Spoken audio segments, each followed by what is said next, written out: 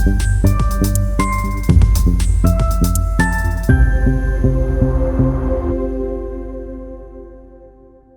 shalom, selamat berjumpa di kontekstual Bible Reading. Kita sampai Kisah Rasul pasal 17. Kisah Rasul 17, Paulus dan Silas mengambil jalan melalui Amfipolis dan Apolonia dan tiba di Tesalonika. Di situ ada sebuah rumah ibadat orang Yahudi. Seperti biasa, Paulus masuk ke rumah ibadat itu. 3 hari Sabat berturut-turut, ia membicarakan dengan mereka bagian-bagian dari kitab suci. Ia menerangkan kepada mereka dan menunjukkan bahwa Mesias harus menderita dan bangkit dari antara orang mati. Lalu ia berkata, inilah Mesias, yaitu Yesus yang kuberitakan kepadamu. Beberapa orang dari mereka menjadi yakin dan menggabungkan diri dengan Paulus dan Silas, dan juga sejumlah besar orang Yunani yang takut kepada Allah, dan tidak sedikit perempuan-perempuan terkemuka. Tapi orang-orang Yahudi menjadi iri hati dan dengan dibantu oleh beberapa penjahat dari antara petualang-petualang di pasar, mereka mengadakan keributan dan mengacau kota itu. Mereka menyerbu rumah Yason dengan maksud untuk menghadapkan Paulus dan Silas kepada sidang rakyat. Tetapi ketika mereka tidak menemukan keduanya, mereka menyeret Yason dan beberapa saudara ke hadapan pembesar-pembesar kota, sambil berteriak katanya, orang-orang yang mengacaukan seluruh dunia telah datang juga kemari, dan Yason menerima mereka menumpang di rumahnya. Mereka semua bertindak melawan ketetapan-ketetapan Kaisar dengan mengatakan bahwa ada seorang raja lain, yaitu Yesus. Ketika orang banyak dan pembesar-pembesar kota mendengar semuanya itu, mereka menjadi gelisah. Tetapi setelah mereka mendapat jaminan dari Yason dan dari saudara-saudara lain, mereka pun dilepaskan. Tapi pada malam itu juga segera saudara-saudara itu menyuruh Paulus dan Silas berangkat ke Berea. Setibanya di situ, pergilah mereka ke rumah ibadat orang Yahudi.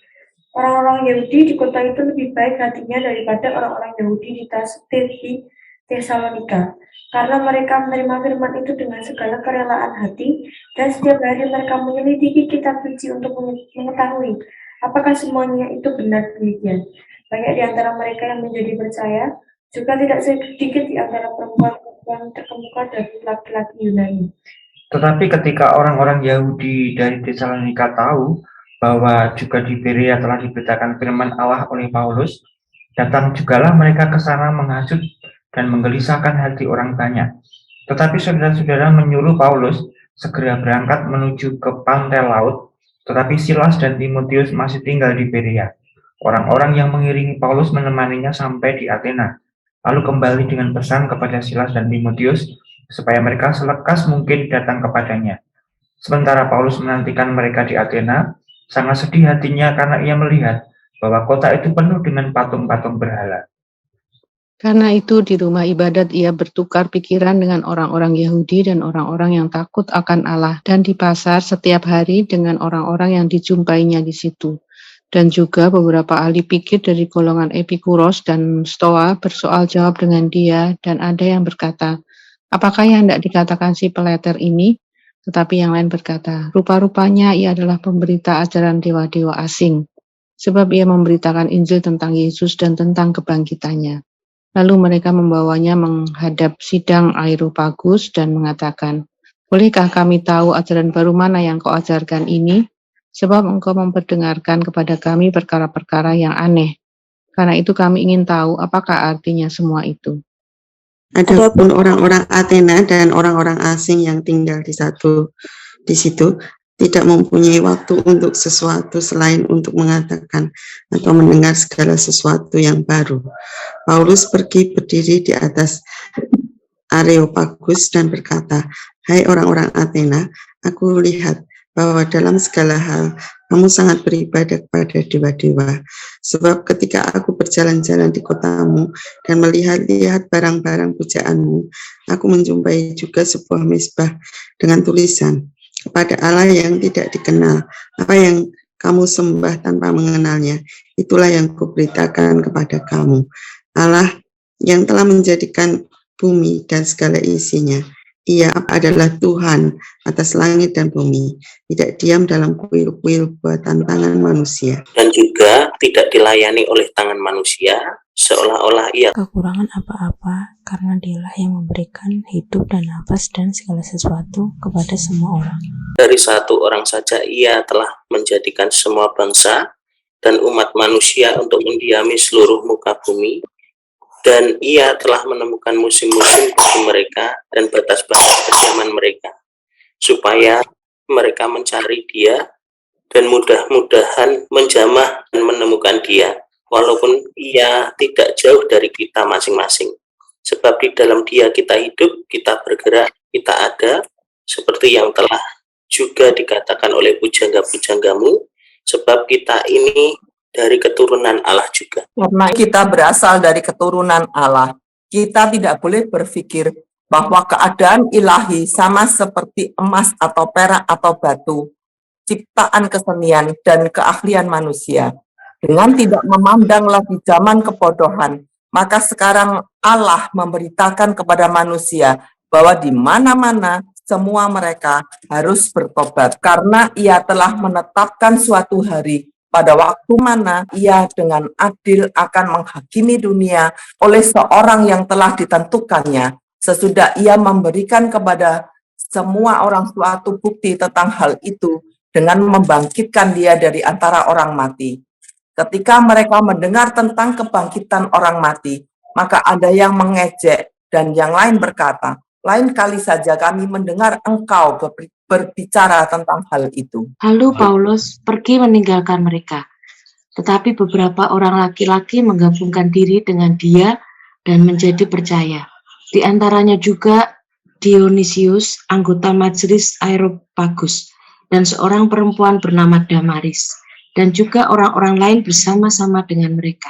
Dalam kisah 17 ini kita melihat perjalanan misi pelayanan Paulus dan Silas di kota Tesalonika. Ini bagian pertama dari pasal 17, dan Paulus Silas pindah ke Berea. Ini bagian yang kedua.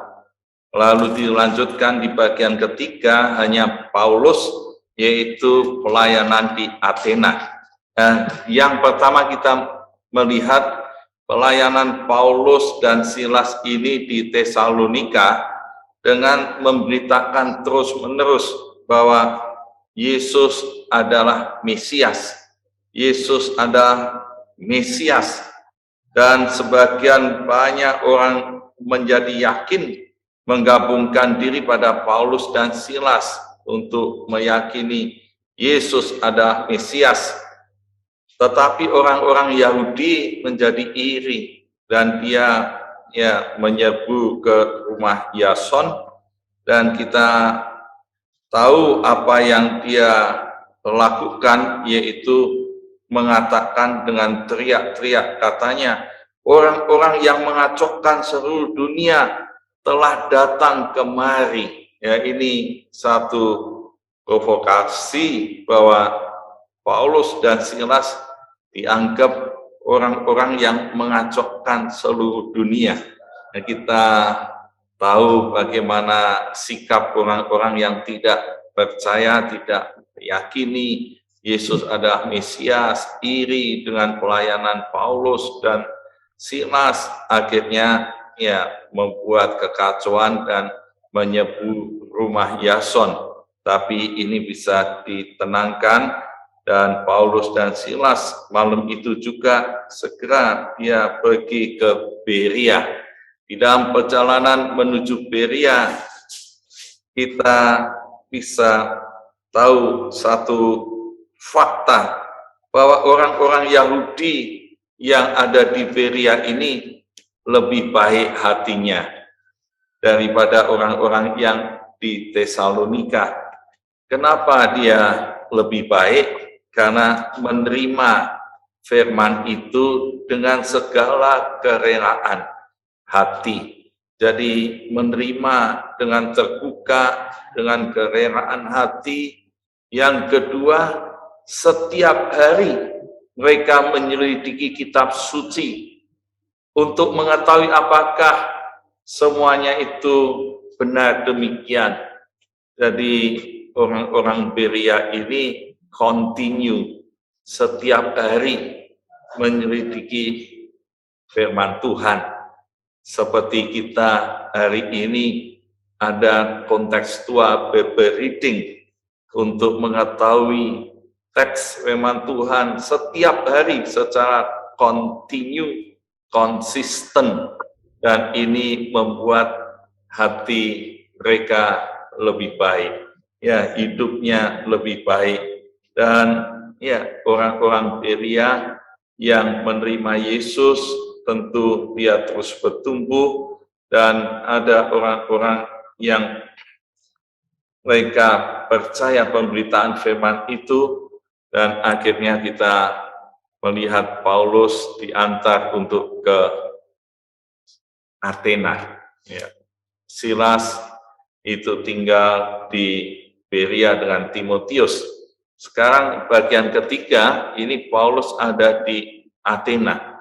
Apa yang dilakukan Paulus pada waktu dia di Athena, dikatakan di ayat 16, sangat sedih hatinya, karena ia melihat bahwa kota itu penuh dengan patung-patung berhala.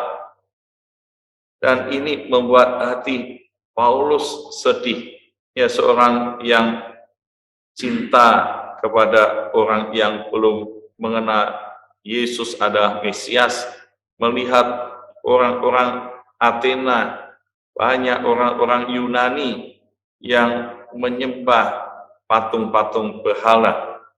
Dan karena itu Paulus di rumah-rumah ibadat dan dengan orang-orang Yahudi bertukar pikiran, dan di pasar dikatakan setiap hari, di marketplace setiap hari berjumpa dengan siapa saja dia bertukar pikiran.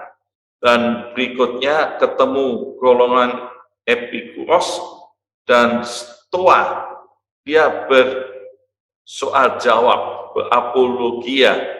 Jadi kalau melihat perjalanan Paulus ini, ada satu keistimewaan di sini, baik di pasar, baik di rumah ibadat, baik di daerah akademik, pendidikan yang pada waktu itu orang-orang filosof yang punya pemikiran yang tinggi, Paulus bisa memberitakan Yesus adalah Mesias secara kontekstual. Dan di sini kita melihat bahwa Paulus tidak mengajar, tidak berkhotbah, tapi berdiskusi, dialog, bertukar pikiran, satu metode yang dipakai secara kontekstual. Dan Paulus dengan tepat, dia bisa berbicara dengan orang-orang Stoa dan Epikuros. Nah, bagaimana yang disampaikan Paulus itu Injil tentang Yesus dan tentang kebangkitan orang mati. Nah, apa yang menarik sehingga orang-orang Epikuros dan Stoa ini mengatakan, ya, kami ingin mendengar ajaran kamu yang dianggap ajaran yang baru. Ajaran yang baru ini apa?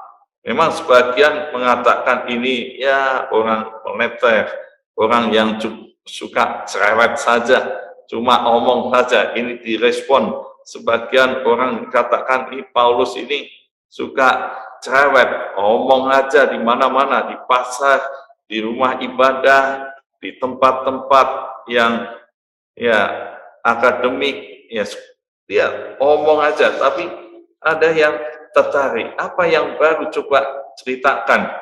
Lalu di Areopagus, ya ini tempat sidang, ini Paulus berdiri dan dia mulai berkata, hei orang-orang Athena, aku lihat bahwa dalam segala hal kamu sangat beribadah kepada dewa-dewa. Ya, ini ibadah pada dewa-dewa dan kepada Allah yang tidak dikenal. Ini satu ya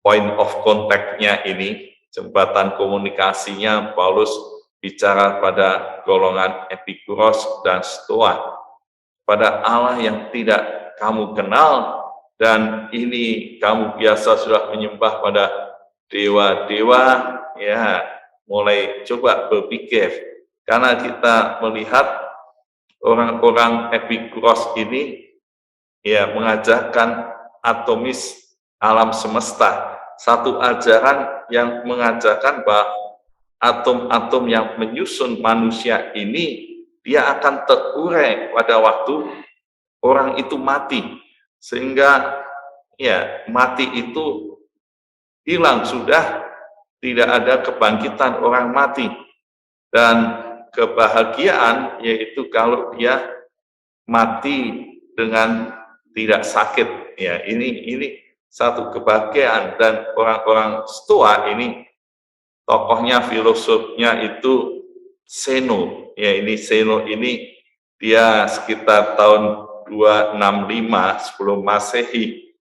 Dia ini selalu mengajarkan tentang kebahagiaan, ya kebahagiaan yaitu kalau dia bisa bersikap bebas dari penderitaan atau kesenangan, yaitu menjadi standar kehidupan manusia.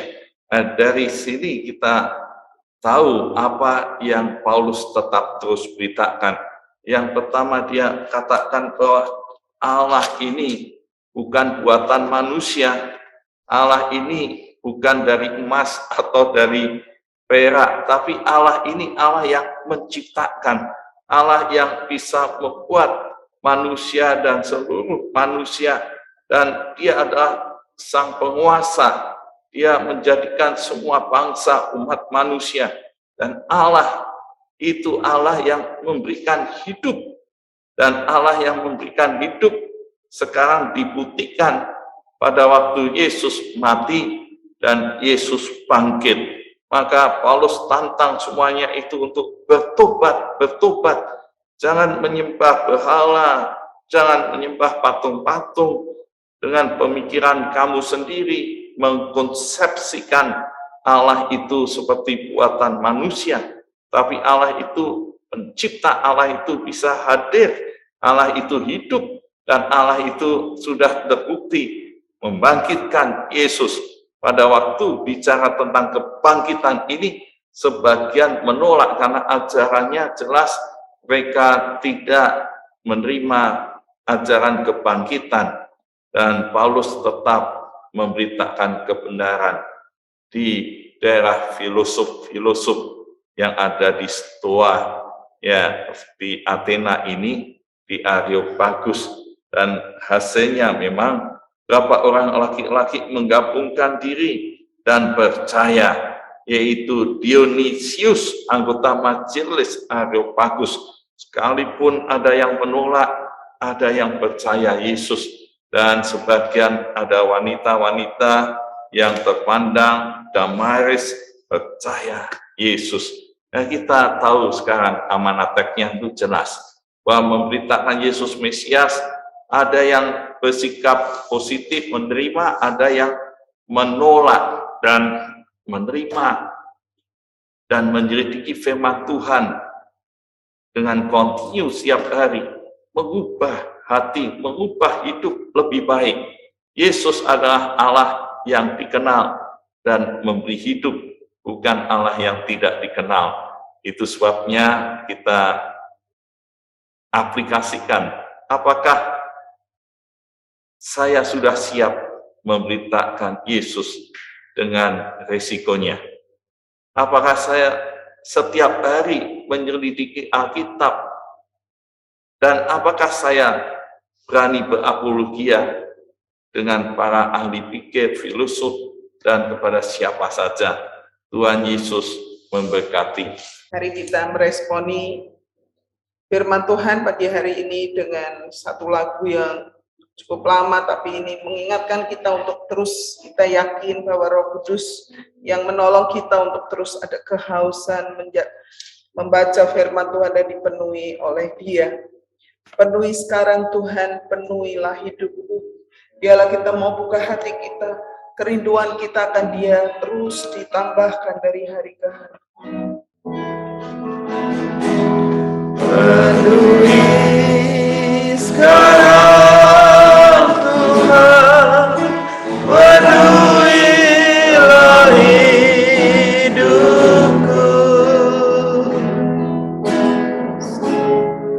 Hidupku bagai tanah gersang, merindukan jamahan Roh Suci. Hidupku bagai bejana, ku bawa ke sungai-Mu Tuhan. Ingin ku regu kesejukan air hidup-Mu Tuhan.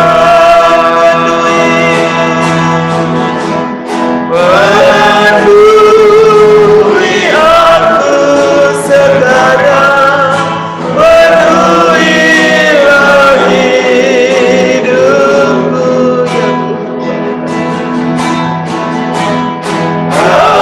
ya Tuhan. Engkau yang ku rindu, cobalah hidupku Tuhan.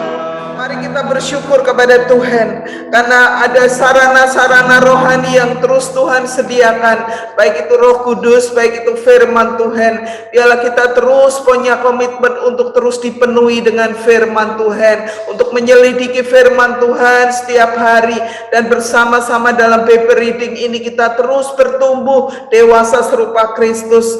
Kita juga terus berdoa supaya ada keberanian untuk bersaksi, berapologia, dan menegur yang tidak benar sesuai firman Tuhan. Mari kita mengucap syukur. Bapa, aku bersyukur kepadamu ya Tuhan, karena Engkau memberikan fasilitas rohani, baik Roh Kudus melalui firman Tuhan, melalui persekutuan orang percaya, melalui paper reading ini ya Tuhan. Biarlah Tuhan aku terus setia untuk terus mendalami, menyelidiki firman Tuhan. Kau rindu ya Tuhan supaya Tuhan memenuhkan kami dengan firman Tuhan, dengan Roh-Mu Tuhan, untuk kami berani bersaksi, berapologia, kami berani Tuhan menegur yang salah sesuai firman Tuhan. Terima kasih Tuhan, terima kasih Roh Kudus, terima kasih Engkau baik dan sungguh baik bagi kami. Terima kasih ya Tuhan.